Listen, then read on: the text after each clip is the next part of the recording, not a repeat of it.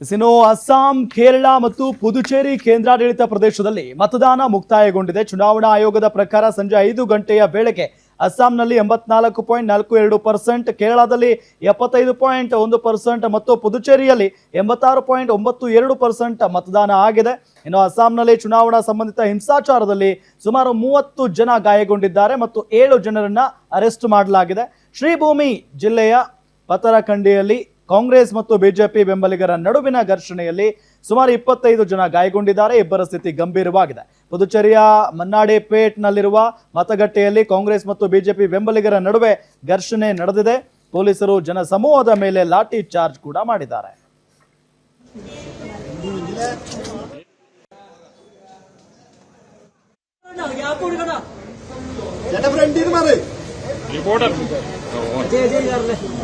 സാറേ ഒന്ന് മാറിക്ക് സാറേ.